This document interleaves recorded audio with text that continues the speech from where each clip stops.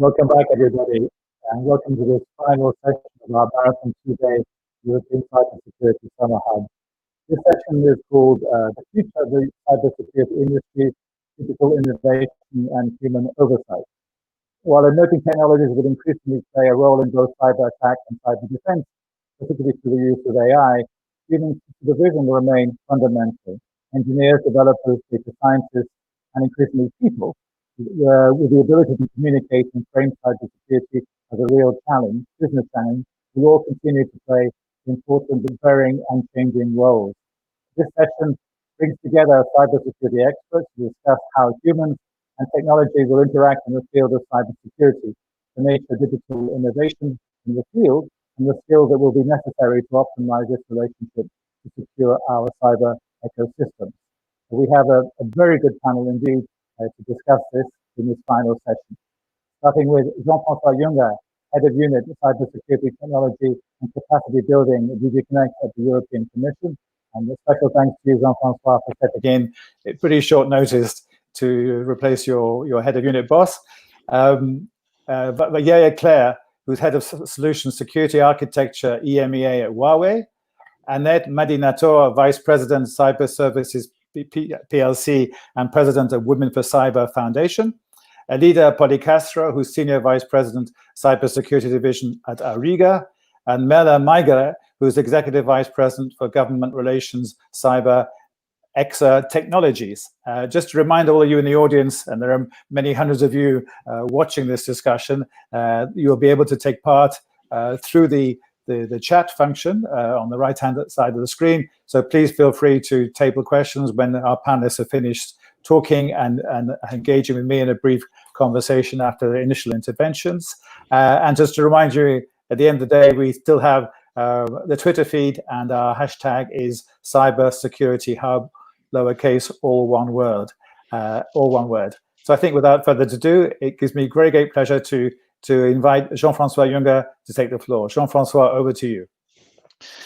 Yes, good morning. Good morning, everyone. It's a pleasure to come and to take part in this panel, even though I've been asked not long ago to jump in.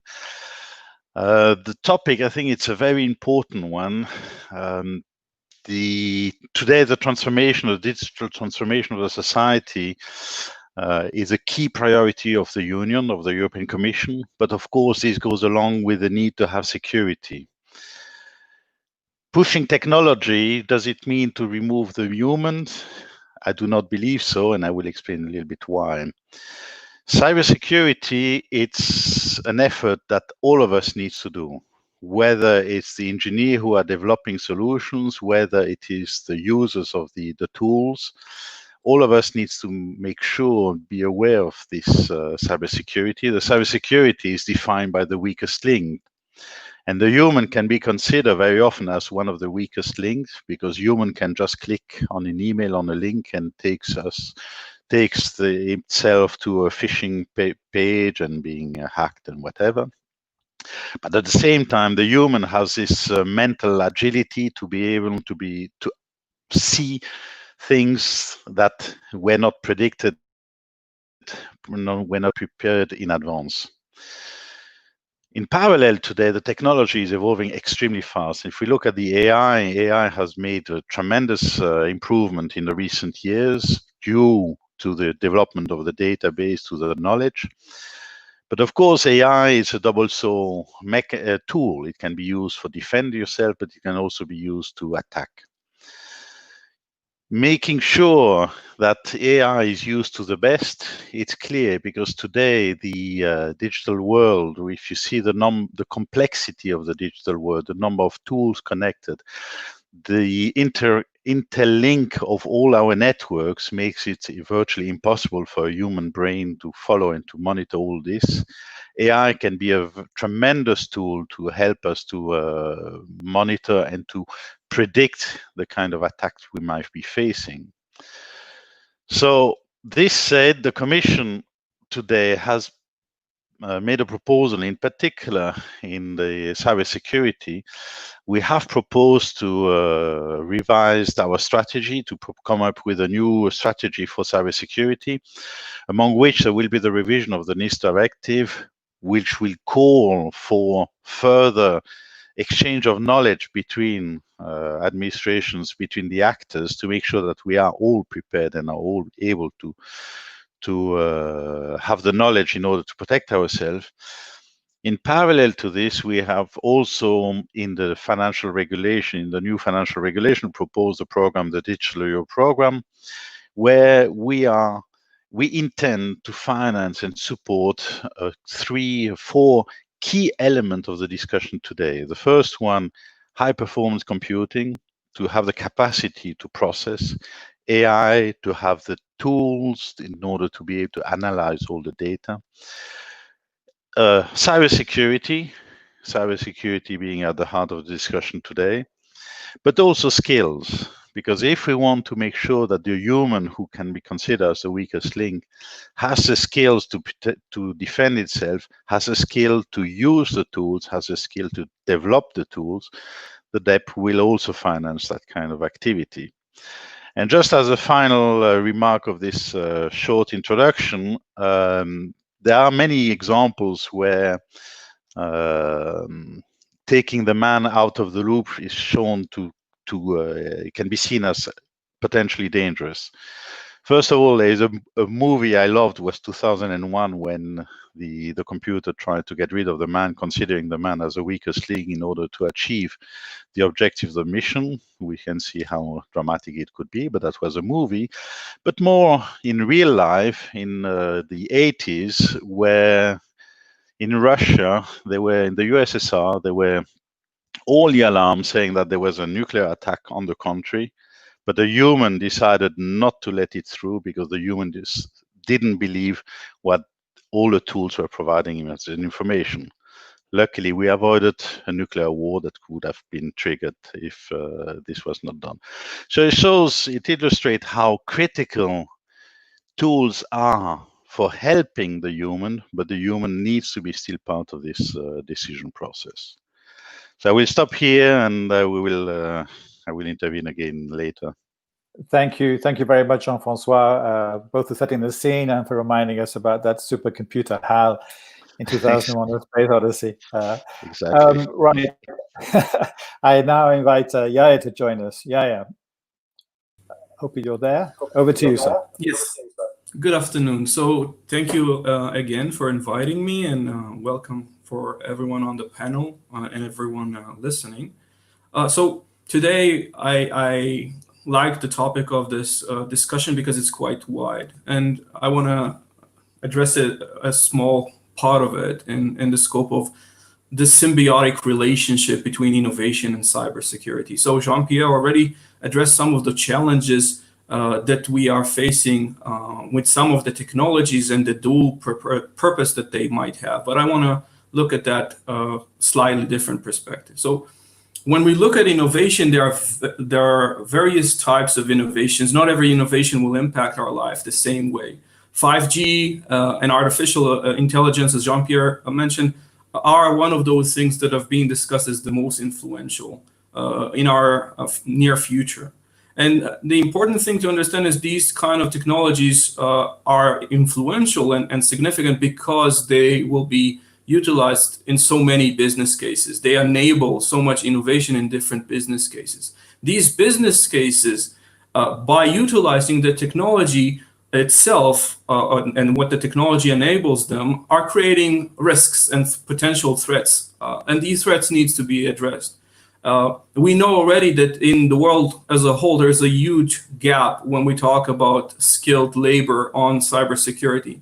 And when we talk about cybersecurity in the scope of specific technology, we need to understand that a security expert needs to understand the domain itself. So he needs to understand 5G, and he needs to understand e-health or Industry 4.0 in order to build a proper threat landscape, a proper threat analysis of this domain. And so it's a kind of Venn diagram that requires people to be both experts in 5G, experts in the specific industry, specific vertical, as well as in the specific threat landscape that it enables and facilitates. That makes it very complicated, and we combine that with the pace of innovation. So we see, as Jean-Pierre mentioned, that the speed of innovation and the speed of new concepts being introduced is accelerating, and the complexity of systems are growing almost exponentially.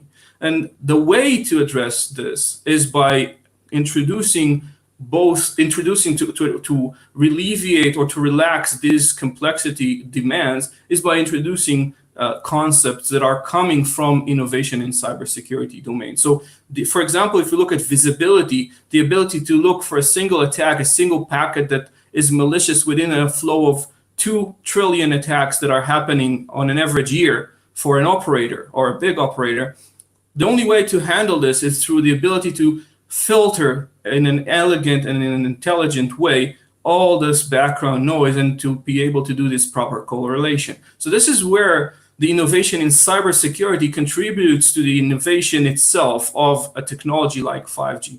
Another situation where we can talk about the way innovation in cybersecurity helps the overall innovation of the domain is, for example, to address the complexity in a business domain like the deployment of an operator by introducing automation. Automation is a very important tool that helps us to automate and maintain consistency across the deployment. And so those are the kind of relationships, positive relationships, that allow us to handle both the business and the governments that have to regulate this, to have both visibility and the ability to cope continuously with this increased speed without blocking the innovation. And of course, there's a lot more to talk about it, and we will discuss it, I hope, in this panel.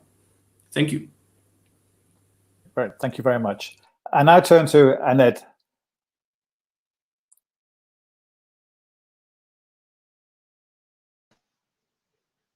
Hello, good morning, everyone. Thank you for this brilliant chance to participate in this panel. This is actually an honor for me.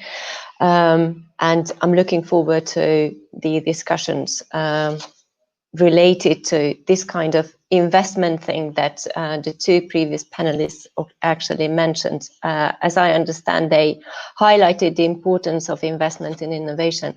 Now, in my intervention, I would like to draw your attention to something slightly different, which is investment in human capital, more particularly investment in women. And I'm doing that as I have the honor to actually be the president of Women for Cyber Foundation Europe. That is quite a new thing, and it was brought live by the cooperation of the Commission and the European Cybersecurity Organization. And a little bit of my personal background, why I'm doing this and why I'm doing this and why I think it's very important, and why I also believe in the importance of drawing your attention to this issue, is that I've been in the cyber domain for 15 years by now, approximately. And I have my experience, my working experience in the business area, also in the government, a little bit of national security and military. So all the domains I've already covered. And in my past 15 years, I've been having this very strange experience that was absolutely a normal situation up to, like, let's say 5 years ago, that I was the only woman in a meeting room when it was something to discuss about cyber. So for many years, I had the feeling that there is something missing from this picture, and it was not difficult to realize that it's actually women who are missing from this picture. Therefore, I was very happy to partner EXO when we decided to bring Women for Cyber Foundation live. This particular foundation is, as a non-profit European private foundation, has basically 3 objectives. And now I'm looking at the side because I'm actually reading this from the Women for Cyber website, which is at womenforcyber.eu, and I encourage you to browse and check it. So the 3 objectives are promote, encourage, and support the participation of women in the field of cybersecurity. This is actually a community building initiative where we where we want to cooperate with all European entities and some other entities who are willing to support European single market human capital development, to raise awareness and raise funds towards a gender-inclusive cybersecurity community. And now we got to the point that I wanted to actually to talk about today. In many political agendas of today and many business agendas of today, there are these two words coming up, or two concepts coming up, which is like gender inclusiveness and creating a bit more diversity in the market, which means including women in the cyber domain in my particular case, or in that particular case that we are discussing. My personal goal is a little bit different. I would like to reach a status which doesn't require speaking about gender inclusivity anymore, but we can actually grow to a status when gender neutrality is the concept that we work with.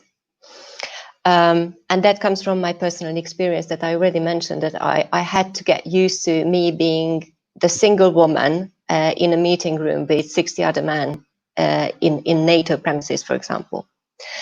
And why is that still the case at some point? I think we can identify at least three key areas where Europe needs to develop and needs to invest into. One is the awareness, actually. So we've been speaking about the necessity of including women in the job market, especially in cyber. Still, the awareness in this subject is not fully developed, let's say. So we still have a lot to do on this area, and we can take particular actions. We can create actually particular KPIs to achieve this. So the second issue that we always mention as Women for Cyber Foundation is the importance of role modeling. Our impression is that women need encouragement to enter the cyber domain. And the easiest thing to provide for them as let's say, a tool to rely on is role modeling. When we provide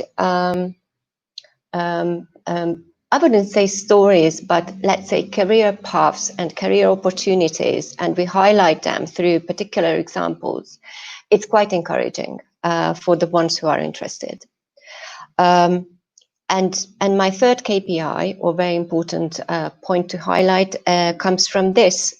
What is missing and what we've been working on quite a lot in the past 1 or 2 years is providing more and more information on cyber career possibilities. And we are doing that because we understood since we started working as Women for Cyber Foundation is that young women who are in between higher education and university education, and so particularly when they are choosing their first university degree subjects, they have hardly any information about the available, let's say, or achievable cyber security related career paths, and that needs a step zero.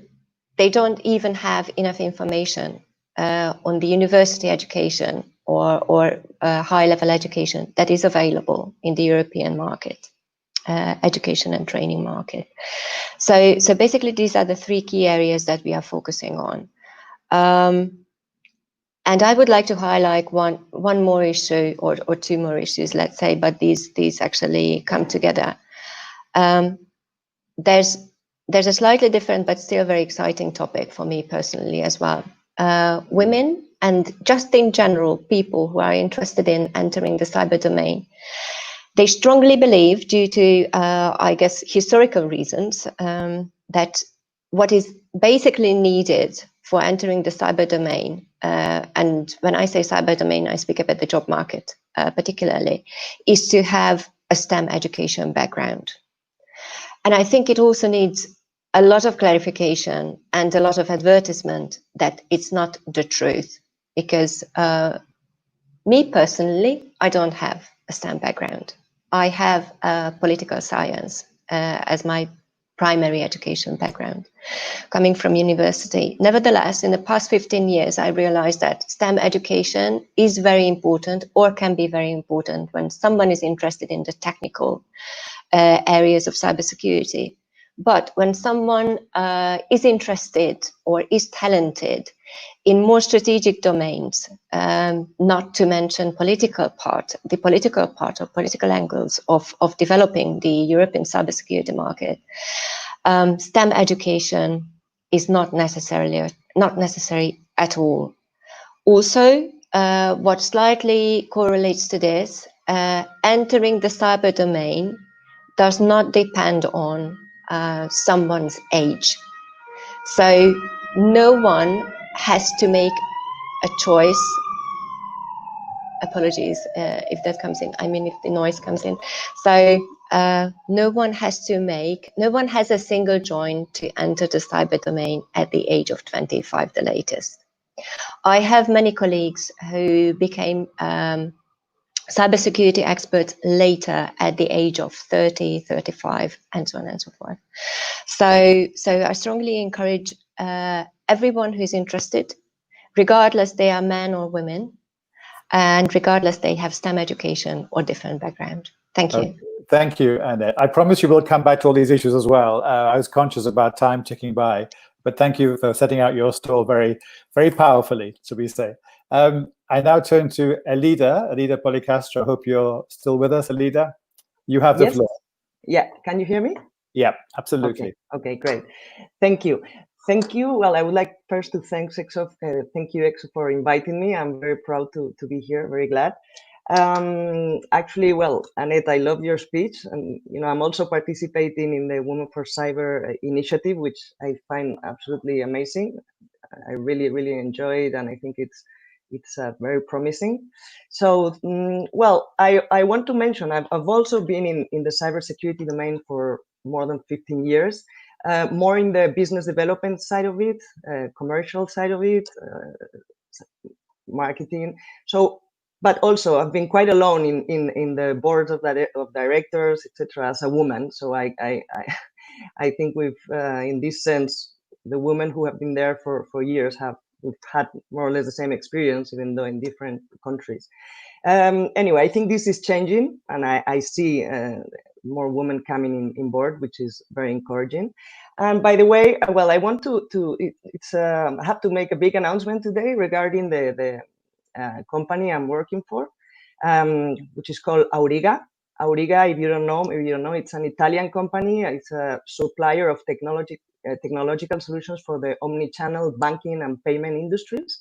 So they have just finalized the acquisition of business unit called Lookwise Device Manager. Well, it was a business unit of a company, maybe you know, called S21sec, which is a leading European managed security services player. And well, by this acquisition, a company like Auriga, basically focused in banking technologies, really shows the commitment of addressing the cybersecurity issue to protect its customers and society against cyber attacks. So in the ever-growing targeted attack on self-service banking infrastructure, you probably read every week, those are hugely disruptive and undermine trust in digital banking services, which, by the way, they are in huge transformation. It's one of the industries which is transforming, well, needs to transform as quickly as possible. And by integrating this business unit into Auriga's portfolio, it will enable its customers to benefit from full protection, security monitoring, and control of the network devices which are critical to this business. For example, ATMs. So ATMs, malware attacks or logical attacks, point of sales terminals, cash recycling terminals, this kind of self-service banking terminals. So this really shows well how committed these kind of companies need to be with security. And anyway, the interesting thing is Auriga regarding skills and the lack of workforce today in cybersecurity, if we see the numbers, we know there's a huge lack in the world to cover all the cybersecurity jobs out there. Well, apart from the technology itself, Aurigo was the most interesting part for them was to also to attract this team of, well, we're like 25 people with a lot of years of experience in cyber, which is, well, this is really, really one of the most interesting point of their interest in buying the company.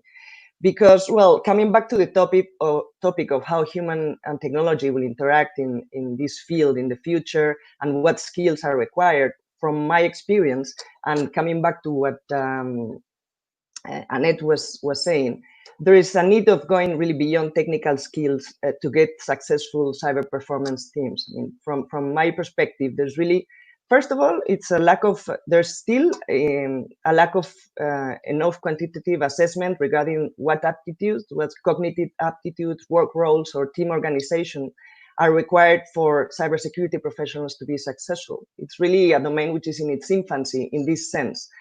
So, well, the people who operate within this domain needs to, of course, have a combination of technical skills, but and domain-specific knowledge. But very importantly, I think I would like to emphasize the importance on social intelligence to be successful. I mean, like the networks they operate, they must be reliable, trustworthy, and resilient. And the social intelligence piece, I think, has been, well, neglected. I mean, it's really so difficult to get to attract this kind of profiles, mostly for SMBs or smaller corporations, that well, you don't necessarily cover. Once you can attract a talent from there, well, you might not cover all the skills which are necessary. Because really defining the knowledge, the skill and attributes for this domain is not as simple as just defining a group of technical skills that you can be trained of, right? The complexity of the cyber domain makes this really a unique challenge. So I really think there's a need of more academic research into what is how to understand, how to match potential professional cybersecurity professionals with the best role within an organization, not just because it's very technically competent, it's a good fit for it, right?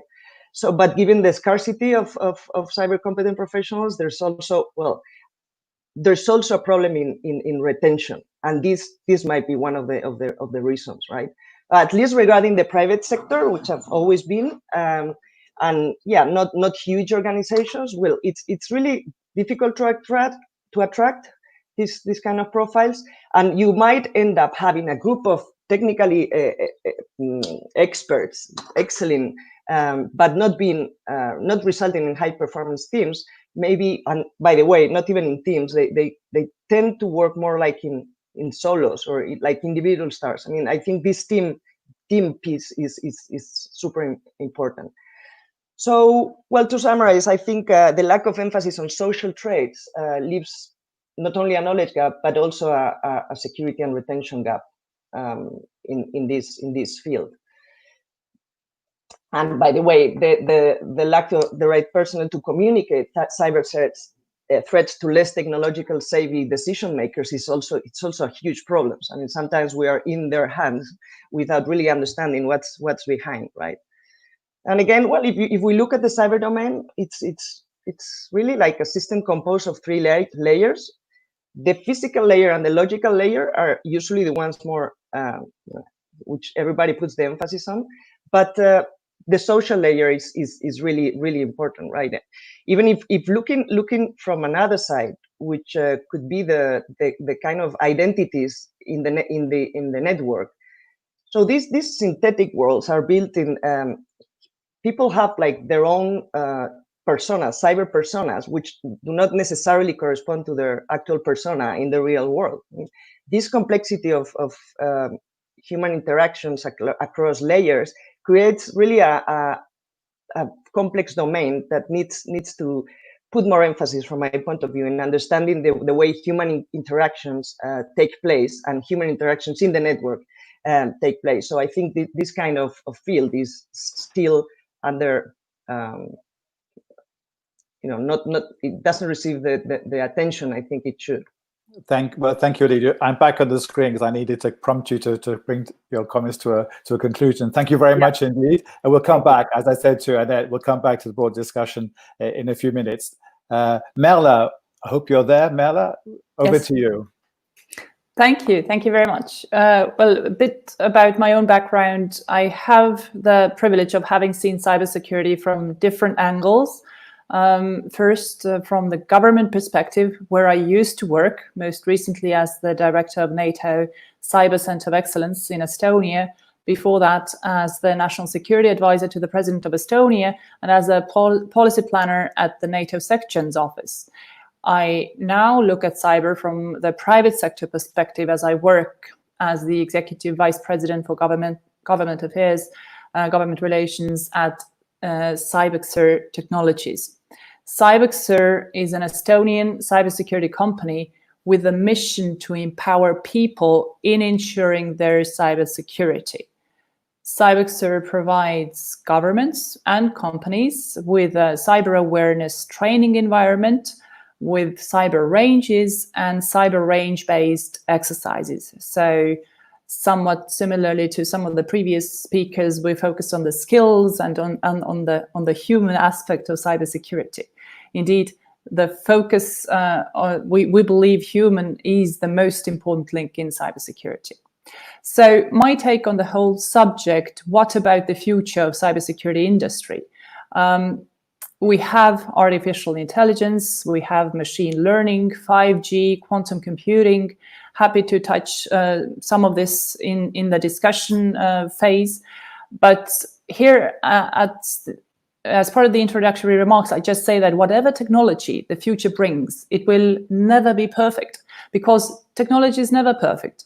Any technological system, service, or innovation is ultimately vulnerable. We cannot trust technology. We cannot also avoid failure. And we have to accept that failure happens daily. The risks we are facing are not necessarily greater. So I'm not advertising that we should be afraid of the new technologies. The risks are different, and we should have to accept that. I would say we have to rethink how we approach the ICT systems and cybersecurity. Because so far, there has been a project-based approach to IT. The focus has been on the output, not on the process and not on the people. So far, technology and cybersecurity have primarily been regarded as a cost-saving and efficiency-boosting measures. Hence, they've been regarded as a support function rather than a core business agent and instrument. I would say that this attitude is dangerous as it leaves technology and cybersecurity in the realms of something that someone else must fix. Not the executive board or management, but the techies or the IT department, sometimes sitting in the cellar. So this results in a narrow focus of cybersecurity. This attitude fails to understand the real impact of cyber threats in a broader context, which is the reality today. And this narrow focus is dangerous as it aims to manage only risks to the technology rather than risks to the whole business process or operation or business continuity. So the problem, hence, is not one of technology, but of essentially of human behavior, lack of maturity in understanding the environment we operate in. To cope with that, I think we have to change the way we work and change the way we manage. We cannot control everything. The world around us is complex and requires new set of methods to navigate. We have to move away from the illusion of being in control. And it would be useful if we prepared ourselves and our management to be able to assess the situation without having a full picture. Also to report and to communicate about technology incidents and to take decisions about cyber crisis management in a very confined time manner. We need to start looking at IT and technology as a core business instrument rather than a support function. And in case of cyber incidents, as it is, because it is not a question of if they happen, but when they happen. And And when they actually happen, it's like in a fire drill. Therefore, important to practice the response scenario. What do you do when being under attack, and not only focus at building a firewall around the IT systems. So what people can do today is to prepare to respond and to recover, to prepare through engaging in realistic cyber exercises. So I would stop my introductory remarks here. Happy to discuss further the effects of artificial intelligence, legacy systems, anything else. Thank you. Thank you very much, Mela. Some very interesting and thought-provoking views there. I cannot do justice to all the interventions we've heard in the past half an hour or so, but I think in broad terms there are three themes emerging. One is this notion of human oversight, the idea that we are masters, I should say mistresses of our own technology and not the servant of technology. The skills issue that most people have talked about, there could be this real possibility of a skills divide alongside the digital divide, which is not just based on region or even generation. And then finally, yes, women in cybersecurity. And I would suggest to the speaker that you can push back. It's not just an issue of women in cyber; it's an issue of women in technology more broadly. Before I take questions from anybody in the audience who cares to challenge the panel and question them, would anybody on the panel like to react what they've heard from their fellow panelists before I jump in with my questions? Anybody? I would support indeed. Yeah, I don't. Do you hear me? Yeah. Yeah.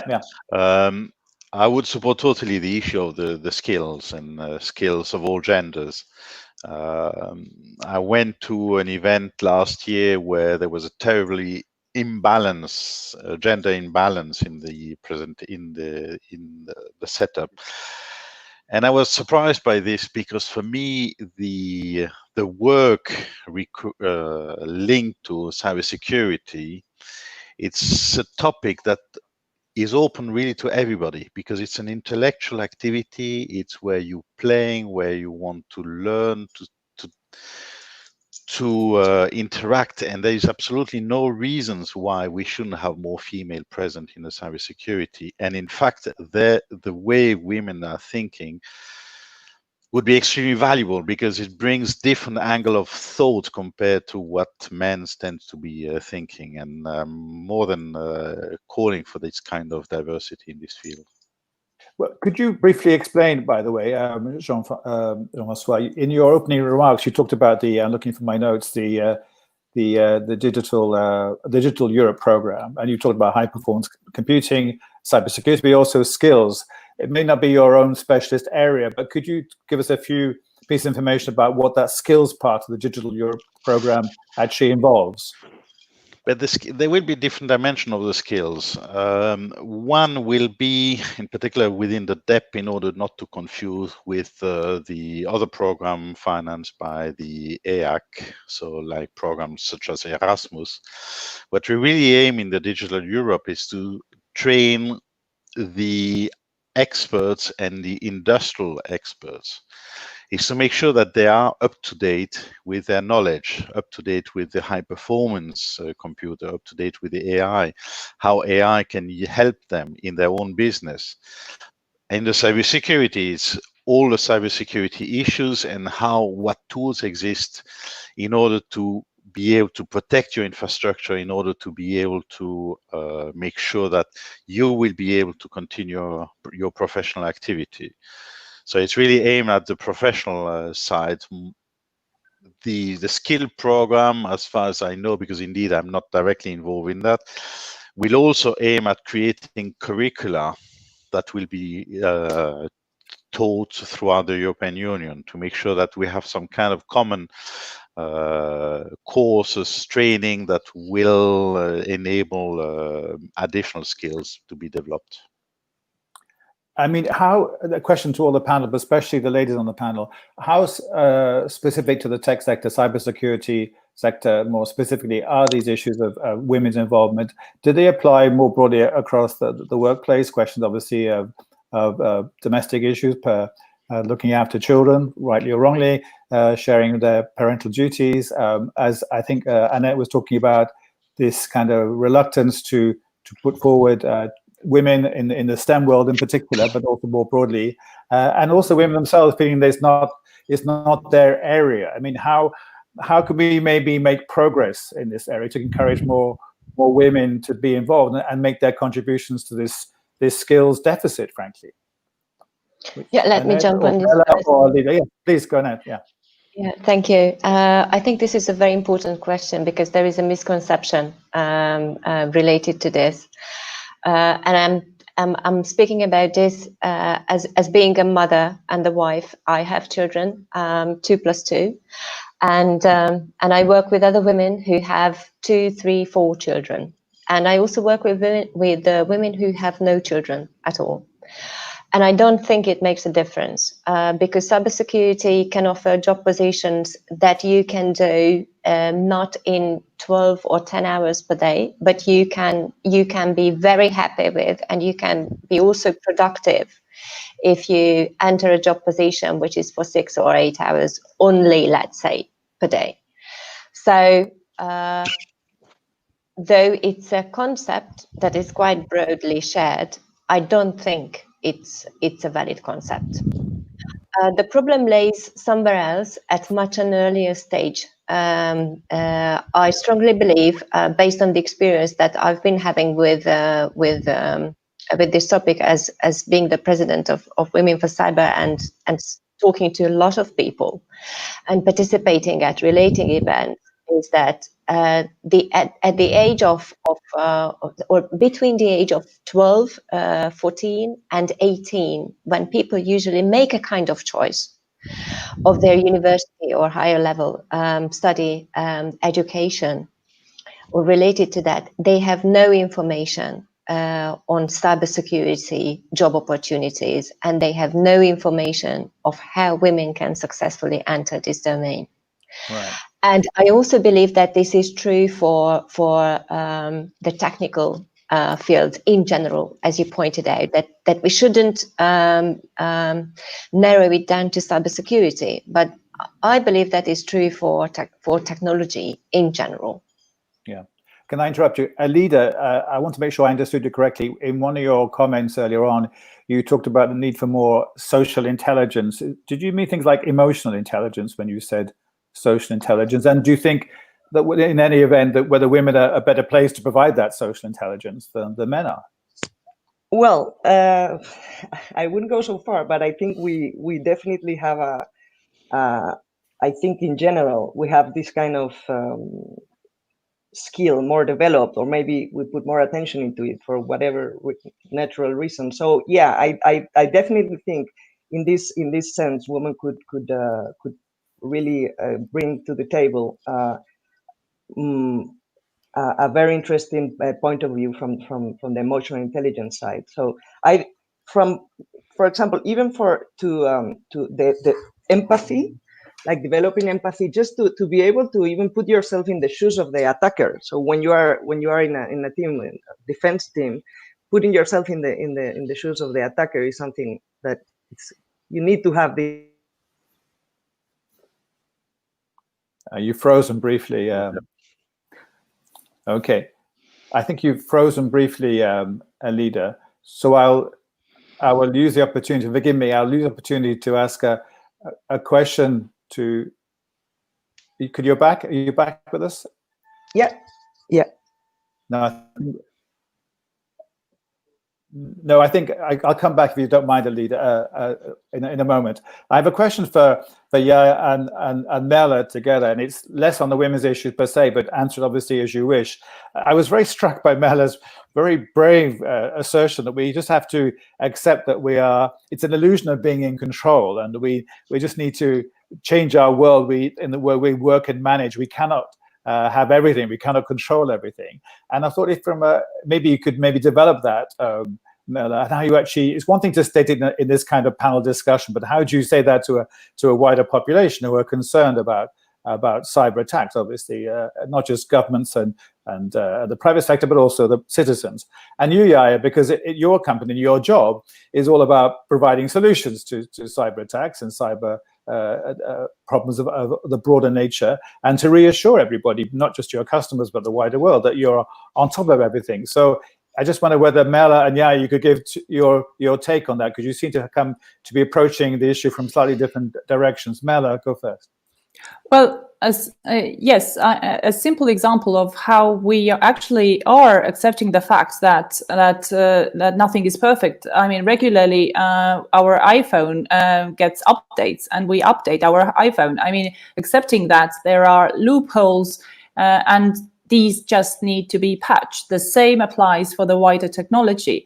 I mean, it is a reality. I think we have to grasp that we cannot build a perfect firewall, but would rather have to accept that there are holes in there, in the security there, and the question is, how can we manage to uphold the services while being under attack? So it's kind of like preparing, as I said, for a regular fire drill.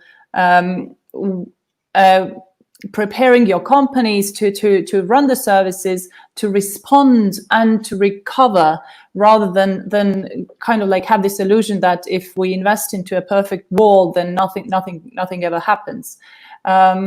In this, I believe, is a philosophy born from the facts of a sort of like Estonian philosophy or background. I mean, first there were attacks back in 2007 when Estonia was one of the first countries to be under, back then, fairly simplistic DDoS attacks, but the first country being under attack for political reasons, and it was a test for the whole cybersecurity community to continue existing while being under attack. So that's the background of this approach, that you cannot afford to shut down, but you have to practice constantly to offer your services or continue existing as a country while being under attack. So that's part of the philosophical background of my claims. Okay. Well, yes, Yaya. So who wouldn't mind reacting, Yaya? Because you also said in your opening remarks, as we all know, the complexity increases day by day. There needs to be more investment in innovation.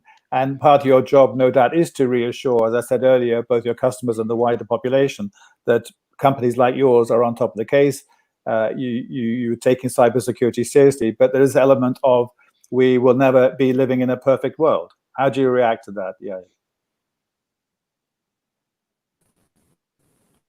So I'm sorry, the last part of the sentence I didn't hear because of I was issue. saying that, yeah, the sound quality is not fantastic. Can you say a few words now and see if the sound is back? Could you say something, Yaya? Yeah. Because the sound. Can you guys hear me? No, not very well. I may have to come back to you in a second. I think my team will try and sort out the audio on your feed. It's not good at all. We'll be back. Please press mute for a second, Yaya, and we'll get back to you. We're starting to get questions from the audience. I did promise to try and fit as many of these in as possible. So question one from the audience. In concrete terms, what needs to be done to address the current cybersecurity skills shortage and develop a cybersecurity workforce that is adapted to 21st century challenges? Well, how about that? Who wants to react to that one first? Yeah, Merla. Well, like from personal experience, I think that one of the ways of targeting the skills shortage is to enable mid-career sort of expansion of opportunities. And here I wanted to echo to what Annette said, that while I absolutely agree, and here indeed accepting more women and encouraging more women to enter the field is one way, but of course it should be applicable to everybody. So to have these sort of like mid-career opportunities to learn more about the technology while connecting your rather rich background experience in whatever you may have, be it sociology, political science, philosophy, law, or anything else, with cyber is actually very, very useful, because I think it's important to maintain that we don't just need people with STEM background in cybersecurity or cyber or tech more generally, but really need people with ethical background, with philosophers, legal experts, and so on and so forth, especially when, for example, speaking about AI, the future of AI and the discussion about AI and its impact on the societies is underlining the needs to study the linkages in ethics, morals, sociology, and so on. I totally agree. Okay, thank you. I will come back to you. I will come back to you in a moment. Yeah, I promise. We're just finishing this round because we asked the question from the audience. Anybody else? Annette, that you wanted to come in briefly as well? Yes, just very briefly. Let me give you a particular or practical example to that, because I totally agree with what Melle has just mentioned. There is one specific, very technical area of cybersecurity where actually women make better than men, and that is cyber threat intelligence related analysis. Okay. And this is kind of surprising thing, because you wouldn't think so, because that sounds so technical, so deep, so being down in the cellar, you know, with black hoodies and wearing black hoodies, and it's like so not womanly. You can't really expect a woman with nail polish doing a proper cyber threat intel job. Though in reality, this is quite different, because a good cyber threat intel person has to have a very good sense of correlation and social instincts and all those human related or emotional intelligence related added values, extra capabilities, let's say, or plus senses that women are simply better at than men in most of the cases. Okay. And that a little bit relates to question number 3 that I see on the... Annette, before you do that, I will field the questions, I promise you. I need very briefly to go back to Yaya because we lost the sound, and we'll come back to your point, I promise. Do forgive me. Yaya, is your sound more manageable now? Can you say a couple of words first? Yeah, can you hear me? Yeah, so do you want me to rephrase the question, or do you remember what I was asking you? I didn't hear the last part because my sound was down, so sorry. No, okay, well, actually, could you just press mute briefly because there's an echo when I'm speaking, and then press unmute when I give you the floor. So try and make a contrast between what Melle was saying about almost the inevitability of cyber attacks. We have to get used to it. We have to get used to the idea we're not living in a perfect world.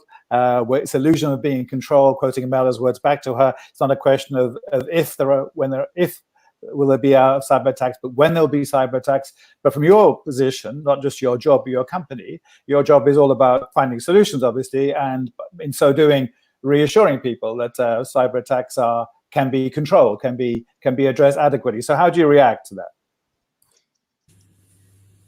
So that's a very good question, and actually there is a lot of academic research, and in general there's a lot of work done in that domain to make sure that we are able to handle uncertainty. And the concept of resilience, which many people bring up, the definition of resilience or building system resilience is building a system that is able to cope, adapt, and change and recover from unexpected changes. The underlying assumption here is to assume breach. So to assume that anyone who is skilled enough and is passionate enough and has enough resources may be able to breach your system. So it's not a matter of what, but a matter of when.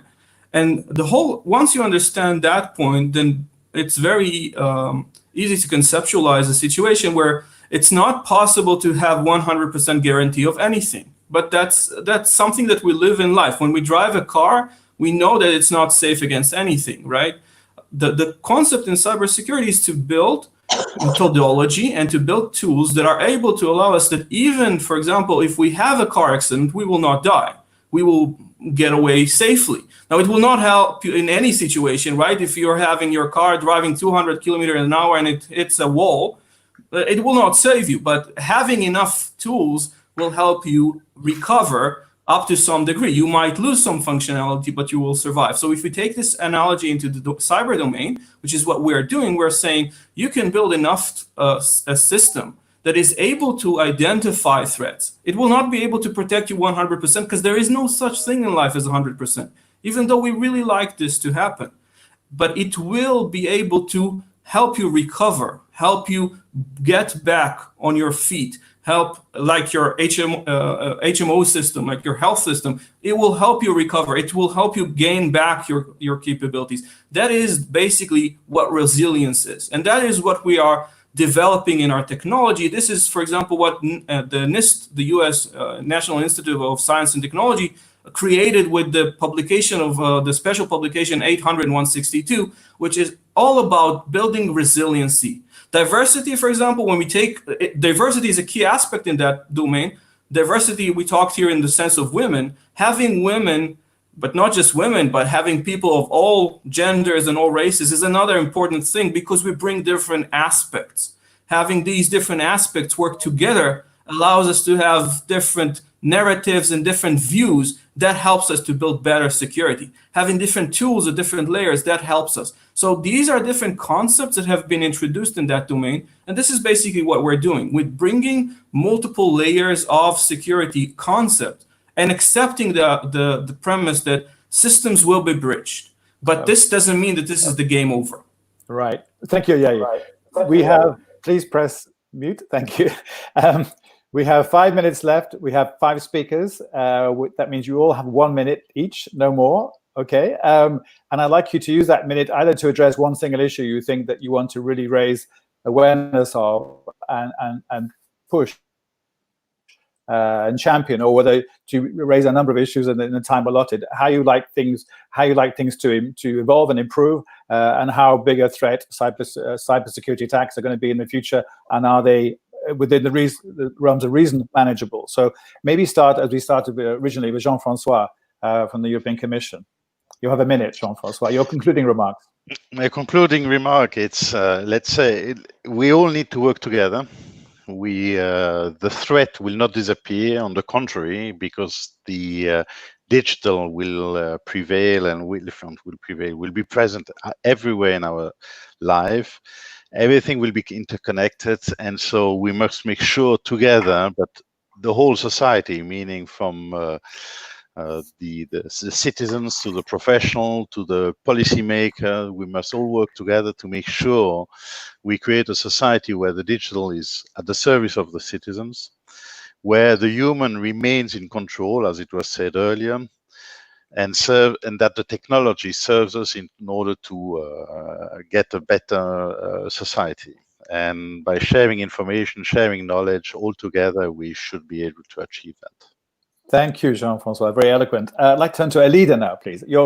How do you use your 1 minute of final time?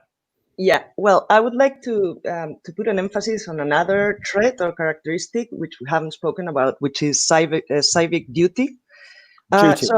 Duty, yeah. So I think there is enough research on values and vocational fit with the cyber workforce. But however, I think the future cyber workforce must be more loyal to the ideals of a country, to the organizational values that they belong to. So given the sensitivity of the data that they work with and they have access to, as well as the lack of knowledge of their superiors or co-workers, I think the need of engendering trust is huge, and commitment to the organizational values as well. So I would like to reinforce this as a skill trait to look for and develop as well. Thank you very much, Alida. I'll give the floor now to Merle. Over to you, Merle. You have 1 minute. Thank you. Well, I wanted to reinforce what I casually mentioned before on artificial intelligence, and summarize with the thought that artificial brain will only be as clever and as moral as the people programming it. And that dynamic will be ever more vital in the coming years as algorithms continue their steady transformation of everything from healthcare to commerce. Getting things right requires serious research into the social consequences of AI and the creation of partnerships to ensure it works for the public good.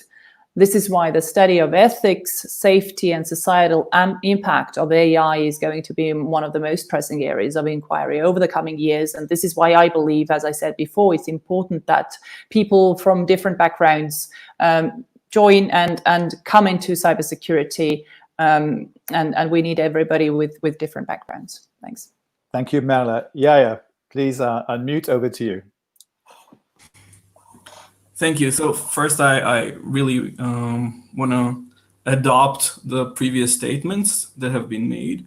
I would just like to take a different, add additional perspective and say that what we see is the need for the whole community to work together. So we need international cooperation. We need to go above geopolitical concerns and to try to focus on what is real problems, real challenges in the cybersecurity domain.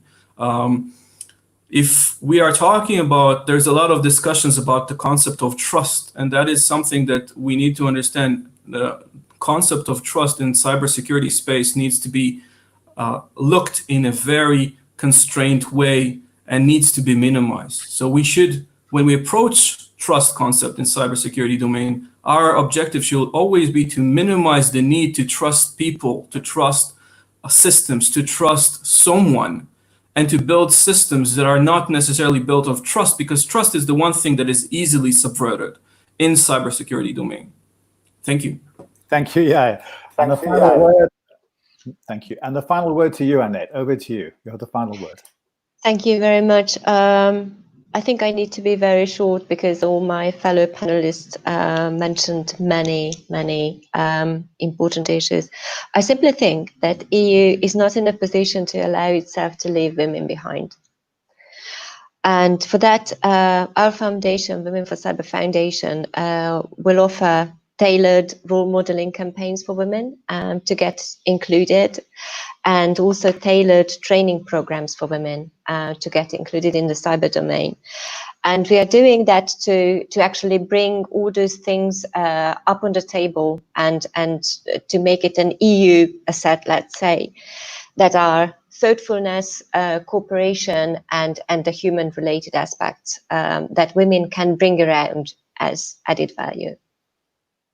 Thank you very much. Well, my thanks to all of you. I think at the outset, none of us were quite sure how this would come together, how well this would come together, given the very broad scope of the opening proposition of the discussion, and also the very wide backgrounds of all of you on the panel. But I think it's been absolutely tremendous. Thank you all so much for being patient with me as I try to navigate the discussion. And I hope everybody felt they had their opportunity to express their views. We will no doubt, certainly, not just no doubt, continue the conversation if you're willing to do so.